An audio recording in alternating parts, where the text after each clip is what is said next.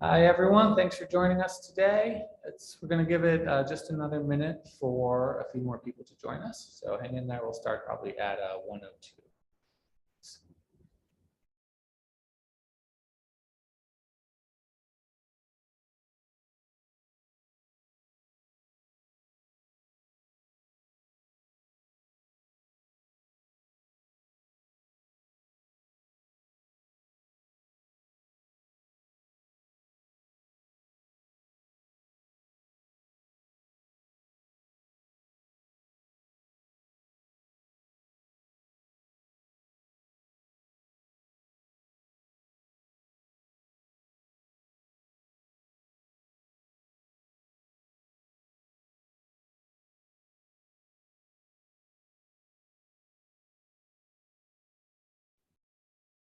Okay, I will go ahead and begin now. So thank you everyone for joining us today. My name is Kenan Fikri. I'm the research director here at EIG, joined by my colleagues August Benzow and Daniel Newman, who will walk you through the Distressed Communities Index today. This product is the very first research product that EIG launched with, the first edition of the DCI back in 2015, and it's since been a real staple of what we like to offer our stakeholders and communities across the country. And you can go ahead and move forward to 2 slides. The DCI is, at its heart, it's a tool for analyzing the well-being of American communities and for understanding the geographic inequality that is a feature of the American economy today. So what do we mean by geographic inequality?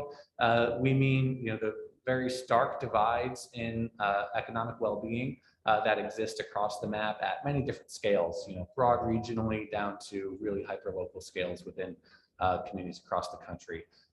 These economic divides that the DCI helps shed light on also align with divides in health outcomes that my colleagues will tell you about, or divides in growth outcomes. Who benefits from economic growth and where do they live?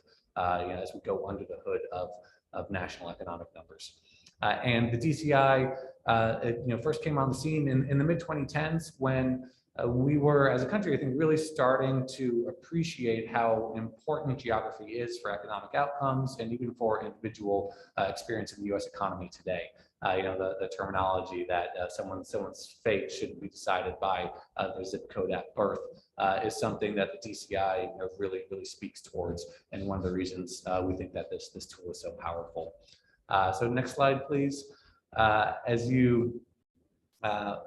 we walk the DCI today, you're going to see how these 7 indicators of economic well-being that the index compiles end up producing maps of really stark disparities and outcomes that can explain some of the political divides we see in swing states like Virginia or Georgia, between some rural areas, metropolitan areas, and other regional dynamics within places, and then even within cities. If you look at Detroit there at the top, or Houston there at the bottom on the right-hand side of the screen, there are really stark gaps in economic well-being that lie at the heart of many of our largest metropolitan areas, and many of our smallest too, to be honest. And these gaps, the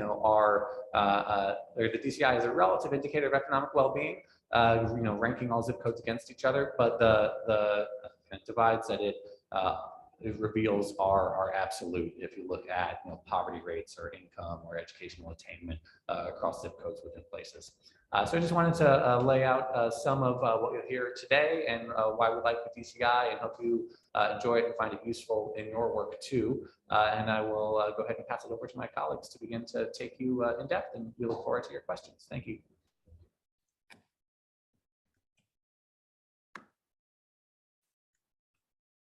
Great, thank you, Kenan.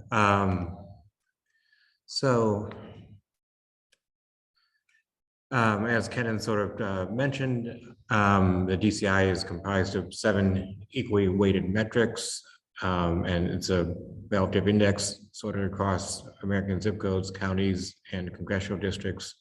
As you can see on this slide here, these are the 7 metrics: no high school diploma, housing vacancy rate, adults not working, poverty rate, median income ratio, change in employment, and change in establishments. Each of these metrics is intended to capture a different aspect of distress and prosperity, and to, be summed up to create a comprehensive index. So yeah, it ranks communities, sorts communities into 5 different tiers of economic well-being, ranging from prosperous to distressed. One important thing about the DCI is that we build it using public data. So this is not a black box. This is, it's very easy for people to see the underlying data, and we're not using any proprietary data for this. We use U.S. Census Bureau American Community Survey. The most recent estimate for that is it's a 5-year average at the zip code level, so it covers the years 2016 to 2020. And then in the same fashion, we use census, county, and zip code business pattern data for establishments and employment, and that covers 2016 to 2020 as well. And so we calculate distress scores for 3 different geographic universes: zip codes, counties, congressional districts, and as you kind of saw in the maps before, zip codes is kind of the dominant geography here. It is the geography which the distress communities index works the best, but we also want to provide different geographies as well for people who are interested in different kinds of analyses. So I'm going to turn over to my colleague Daniel Newman here to just give you a quick overview of some of the key findings and kind of dive into a little bit of how the health impacts of the pandemic map onto the Distress Communities Index. Yeah, thank you, August. So we want to transition now to talk about, again, the newest set of findings from this year's update to the DCI, really digging into some of the ideas that Ken and August were just talking about. I want to reiterate again that right off the bat, this edition of the DCI is based on the latest data we have covering 2016 to 2020. And it really provides new insights into the spatial distribution of economic well-being as the country really headed into the pandemic, and was also right at the tail end of what was at that point the longest economic expansion in the country's history.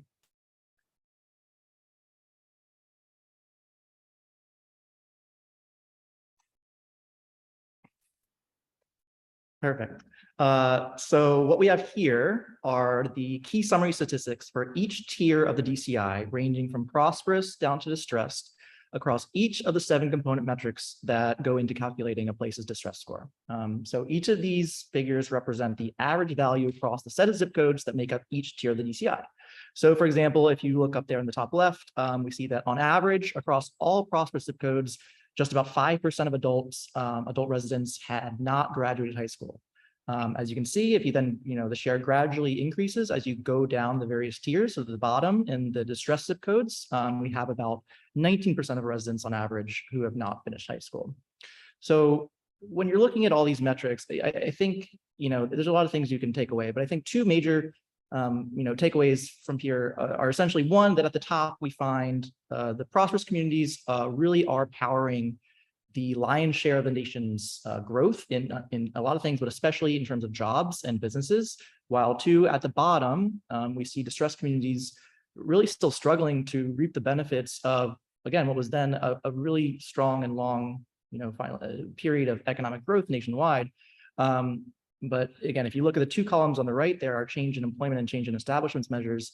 The most telling signs are here that we can see a very different story at the top, where you have tremendous growth compared to the bottom in these distressed communities, the bottom 20% of places where they actually lost jobs and businesses on average between 2016 and 2020. So again, the DCI here is really a useful tool for helping to demonstrate how the usual patterns of growth tend to reinforce gaps in economic well-being, with strong job and business growth accruing to highly educated, high income areas, and then weak growth weighing down the prospects of communities struggling across all these multiple measures of economic well-being. So here we see, zip codes, which is the basis for all these statistics. Like counties and states, they are not uniform in population, of course. So the overall distribution of U.S. residents across the quintiles varies naturally a little bit. As you can see up there at the top, prosperous zip codes are home to the most people by far across the 5 tiers, with about 83 million people, or about a quarter of the U.S. population at the time. And as it shows, the number of residents in each tier steadily increases along with levels of economic well-being. So at the bottom, we have distressed with just about 48 million people, or about 15% of the population. I think one interesting thing to point out about that is that is actually a decrease in the share from the 2000 version of the DCI, when we calculated that about 18% of the population was living in a distressed community. So yes, that's somewhat good news, but I do think it's important to point out that there's 2 interesting things going on here, at least. One is that there is, of course, a changing composition of zip codes in the quintiles over time, and distressed communities and distressed zip codes have become generally more rural and less urban over that period, so fewer people, as well as, of course, the tendency of economically struggling zip codes to also experience population loss. So that's kind of part of the contributing factors to that change over time. So as you might expect, all those people in those various tiers of the DCI are not spread evenly across the country. Some states are clear leaders in their ability to exhibit the qualities of a prosperous economy. And what we are looking at here is the share of each state's population that resides in a prosperous zip code. And I think you'll be able to pretty easily pick up on a few regional trends that stand out a bit. One, of course, is that the Mountain West tends to have high levels of prosperity overall. If you look at fast-growing places like Utah and Colorado, they tend to do very well in the DCI. And if you look at the West as a whole, about 29% of its residents live in a prosperous zip code, which actually just edges out the Midwest as having the largest share of residents in the top tier zip codes among any of the regions. One other thing I just want to point out here is you'll also notice that some of the other very typically highly educated coastal states tend to do very well. For example, if you look at Massachusetts or New Hampshire in the Northeast, or Washington State in the Pacific Northwest, those states are also among the top performers. The opposite of what we just saw, of course, is the map of states with the greatest share of residents in distressed zip codes. So here you'll notice the South is the clear leader, where more than half of the country's total population who live in distressed zip codes are residing. And this is actually relatively outsized to their share of the country's population overall. And here again, we have states in the deep South, along with Appalachia, that really stand out, again, reflecting the kind of generally more rural and slow-growing nature of places that tend to rank poorly in terms of economic distress on the DCI. So the leaders here we have are Mississippi, West Virginia, Kentucky, which all have tended to be toward the top of the rankings for distress in past iterations of DCI as well. So not a lot of progress in those places.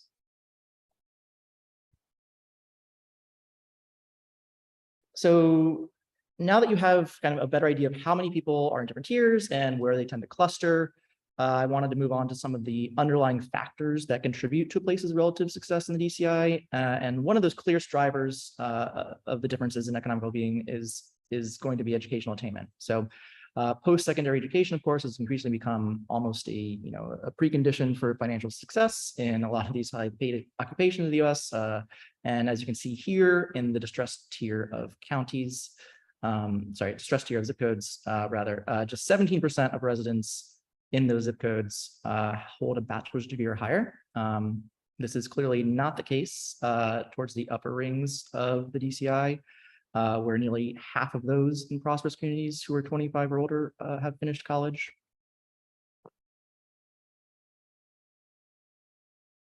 And so, because of those differentials in educational attainment, you also have these associated differences in the types of occupations that people are employed in across the 5 years. This reflects the knowledge and skill sets of the local residents and the jobs they're capable of doing. So what we end up with is a concentration of management and professional occupations in prosperous zip codes, where we have more than half of residents are being employed in those fields. But then towards the other end of the spectrum, what we see is occupations in the production and transportation sectors tend to be relatively overrepresented in those tiers. So But initially, one interesting is that sales and office are essentially the same across all tiers, which I thought was somewhat unexpected, but I don't know.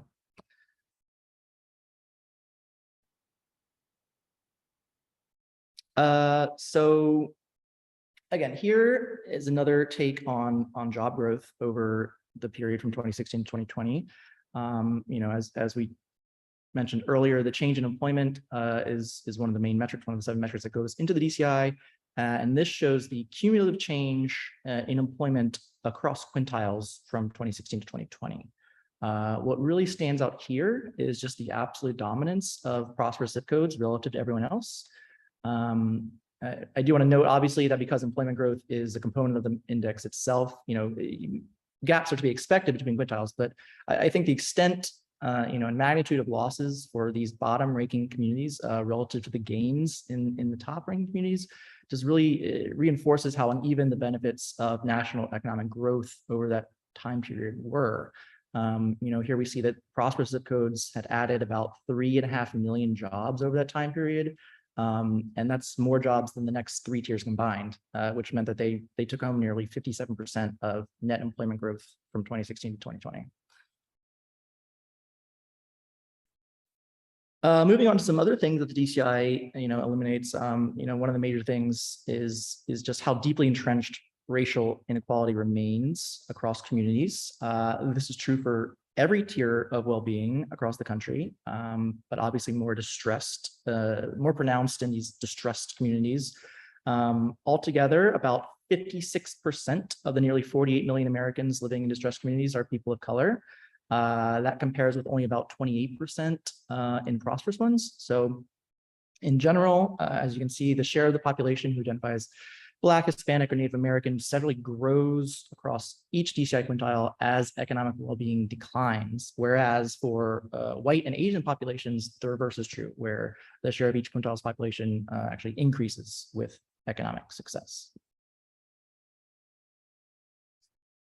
So another point on the racial insights explained by the DCI. So, not only there are stark differences across the various quintiles of DCI when it comes to, race, but I think one of the most telling statistics has to do for comparisons within the same level of the DCI. So within the same tier, same quintile. So what we have here is comparison of the average median household income for each tier of the DCI based on the race of the householder. So as you can see, no matter which quintile of the DCI we look at, Black and Hispanic households on average are going to earn typically significantly less than their white counterparts. So the starkest example here is in the distressed tier, where the typical Black household earns about $31,000, and that's about 1/3 less than a white household in the distressed tier. If you look, even if you look at the prosperous zip codes, this pattern still holds true. Although the gap is a bit smaller, Black households earn about 7% less than white households in the prosperous zip code. So, while the DCI itself is great, that was just a quick overview of some of the top line findings we have. The insights it shows are really useful, again, on their own in isolation, but one of the great things about it is that you can overlay that information that we already have with other areas of interest. This flexibility is being applied to other interesting data sets and can help open up other insights into the effects of economic stress or prosperity on other aspects of people's lives. So one of the things we decided to look at this year was the link between the DCI and COVID-19, along with some other health measures. And what we've been able to see is that the COVID-19 pandemic really offers fresh proof of the tight relationship between individual health outcomes and the strength of the local economy. So here, I want to point out that the various geographies available on the DCI is another key advantage of the index and the tool, because a lot of these health-related data points are only available at the county level. So the stats I'm about to talk about for the next 2 slides are actually coming from the county level DCI scores rather than the zip code level scores, which we had just been discussing. So as you might expect by now, there are going to be clear gaps in the rate of deaths across communities, reflecting kind of the general weakness of distressed communities relative to prosperous communities. But I think it might be a bit surprising just how stark these differences really are. Basically, we see that economically distressed counties on average have registered nearly 2 times as many deaths per capita from COVID-19 as prosperous ones since the pandemic began. And this graduating relationship between county level economic well-being and health indicators is present on a range of other outcomes as well, such as rates of asthma, diabetes, obesity, rates of health insurance coverage. So given all these connections between economic well-being and health outcomes, the COVID pandemic really has been consequential for these distressed communities.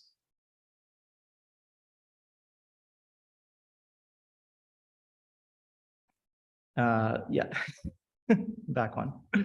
So the last thing I will talk about before handing it back to August is, I think this one other interesting point is that we were able to look at the gap in vaccination rates between all the different tiers, but particularly between distressed and prosperous communities, and that the gap really has failed to close over the past year. So over the past year or so, there's been basically a persistent 16 to 17 percentage point difference in the share of the population in prosperous or distressed communities that have been fully vaccinated. So, even as we see this progress in vaccination rates improving across all tiers over that time period, the gap actually has really never budged between the top and bottom tiers. So I think this just speaks a lot to the importance of, what we can learn from this and how a concerted effort, direct resources toward economically distressed places in future health emergencies is key, given the numerous disadvantages they face on this front. So with that, I will hand it over to August again, who will talk through some other applications we've had for the DCI in the past.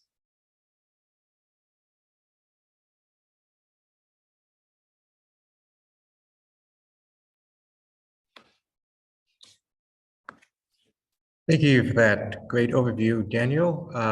So I'm going to close out our presentation here by just talking through some of the other applications and uses of the DCI.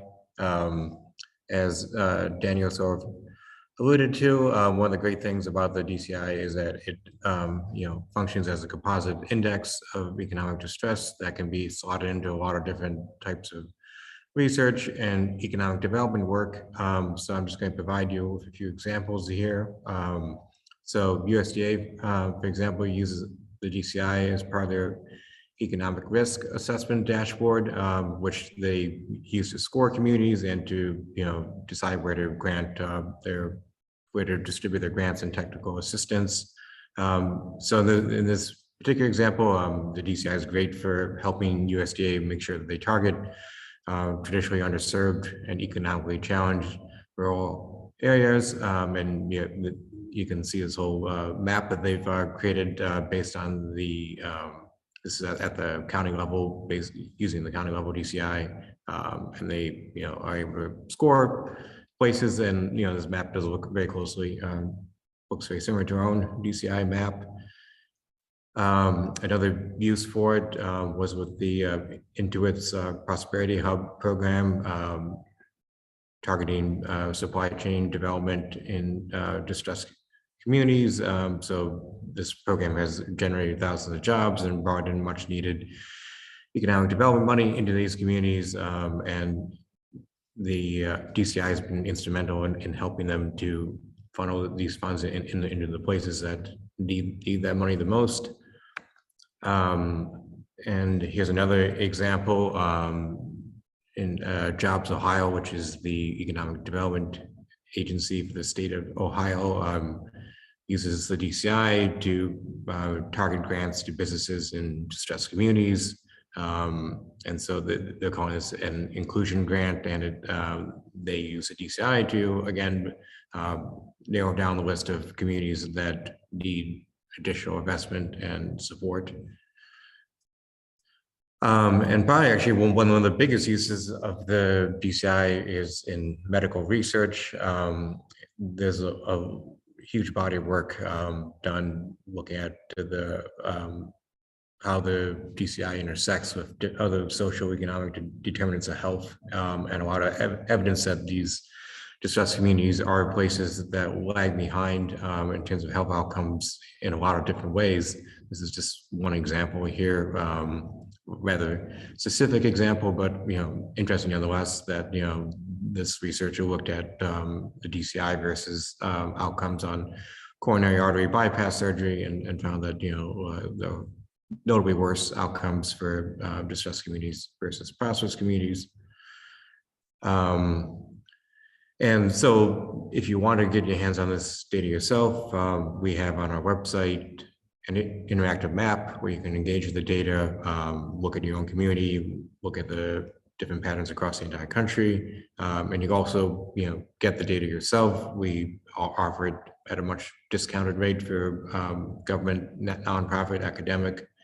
We also have a slightly higher tier for the private sector. So there's a lot of different ways that you can engage with the data, and we definitely encourage you to explore the data in whatever way makes sense for your own interest.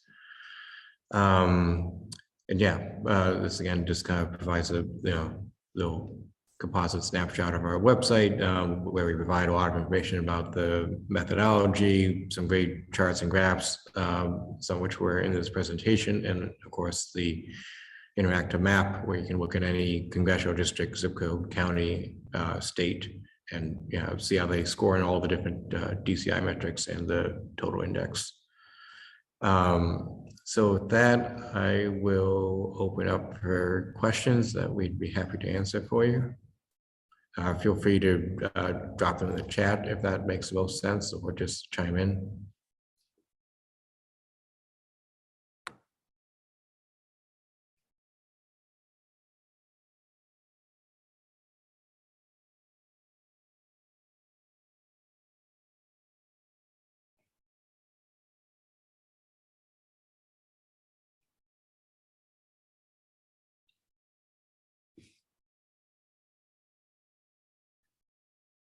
Well, I guess we must have done a great job with this presentation, since oh,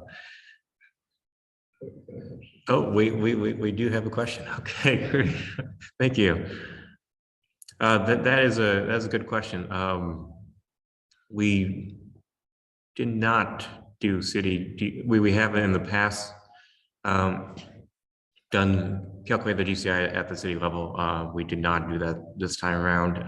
We may do it again in the future. But what you can see, of course, is at the zip code level within cities, and so that is what I would encourage you to look at.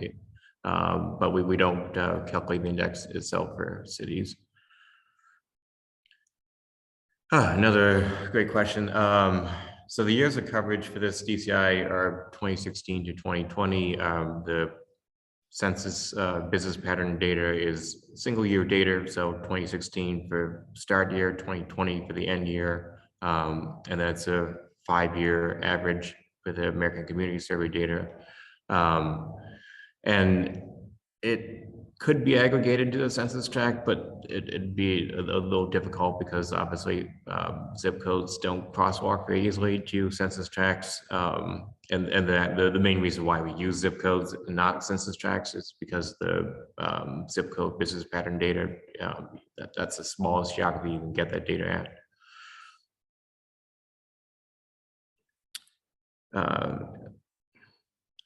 Someone's pointed out that attendees cannot see the questions being asked.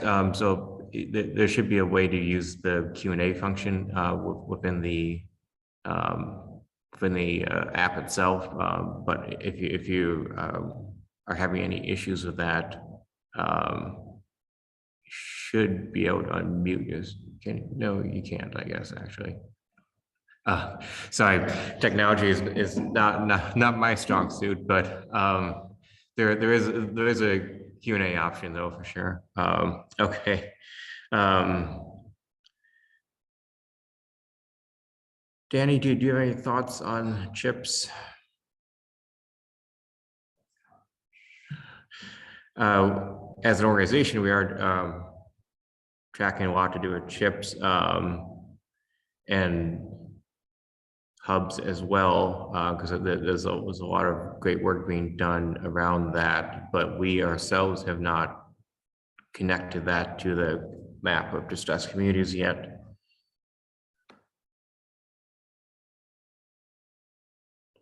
Oh, yes, that is a good point. Going forward, yes, that I should restate the questions being asked. Happy to do that.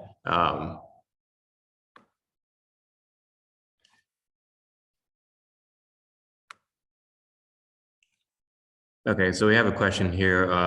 How do the DCI take into account statistical uncertainty, small sample sizes with the survey data, with the ACS data? As the geography level gets smaller, zip codes, for example, the sample sizes will be smaller and have larger margins of error. And indeed, this is a great question and one that we have issues with at both census tract level and zip code level. The short answer is we don't go out of our way to take that into account because we use the data that census publishes, and there's not a lot that we can do to further refine that census data.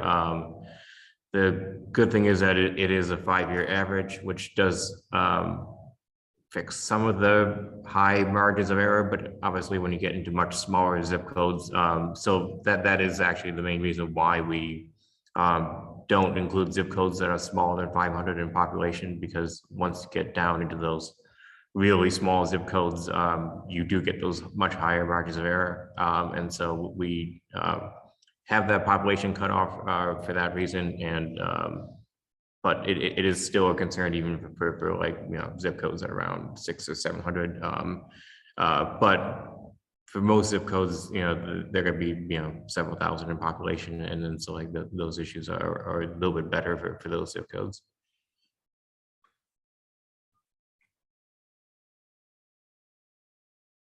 Hopefully that answered your question.